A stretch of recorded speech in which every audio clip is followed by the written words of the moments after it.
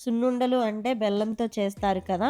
బెల్లంకి బదులు పండు ఖర్జూరాతో సున్నుండలు చేస్తున్నాను. నేను ఈ సున్నుండలు చేయడానికి 4 రకాల ఇంగ్రీడియెంట్స్‌తో చేస్తున్నాను. ఈ 4 కలిస్తే అది ఒక మంచి ప్యాక్ అనే చెప్పొచ్చు.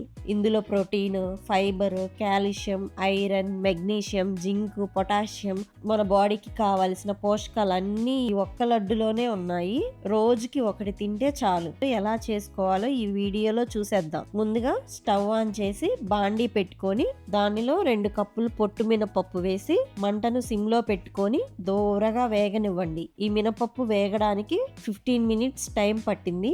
ఆ తర్వాత ఈ మినపప్పుని ప్లేట్ లో పోసుకొని ఆరబెట్టుకుందాం. నెక్స్ట్ అదే పాన్ లో 1 కప్పు నువ్వులు వేసుకొని మంటని సిమ్ లో ఉంచి 5 నిమిషాలు ఫ్రై చేసుకోండి. ఫ్రై అయ్యాక వీటిని కూడా వేరే ప్లేట్ లో ఆరబెట్టుకోండి. ఇప్పుడు పండు ఖర్జూరాన్ని 500 గ్రాములు తీసుకొని విత్తనాలు ఉంటే వాటిని సపరేట్ చేసి ఇలా మెత్తగా మిక్సీ పట్టుకోవాలి. మినపప్పుని నువ్వుల్ని కూడా మిక్సీ పట్టుకోండి. మరీ మెత్తగా మిక్సీ పట్టుకోవద్దు. తినేటప్పుడు పిండి నోట్లో అంటుకుపోతుంది. కొంచెం పిండి బరకగా ఉండే విధంగా మిక్సీ వేసుకోండి. నువ్వులు పంటికి తగిలితే టేస్ట్ చాలా బాగుంటుంది. ఒక పెద్ద గిన్నెలో మనం ప్రిపేర్ చేసుకున్న మినప్పిండి, నువ్వుల పిండి, ఖర్జూరా పండు వేసి బాగా కలపండి. ఖర్జూరా వాడాం కదా, కొంచెం పిండిలో కలవడానికి టైం పడుతుంది.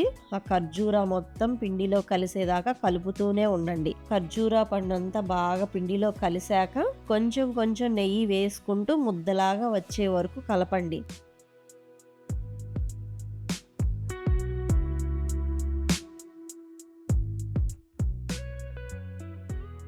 అంతే అండి, రెడీ అయిపోయింది. ఎంతో టేస్టీగా ఉండే మినప సున్నుండలు రెడీ అయిపోయాయి. బెల్లం యూజ్ చేసి కూడా చేయొచ్చు. దానికంటే న్యాచురల్ గా ప్రకృతితో పండిన ఈ పండు ఖర్జూరాతో చేసుకొని తింటే ఇంకా మంచిది. మరి మీకు ఈ రెసిపీ నచ్చితే లైక్ చేసి మన ఛానల్ ని ఫాలో చేయండి. అంతవరకు బాయ్ బాయ్.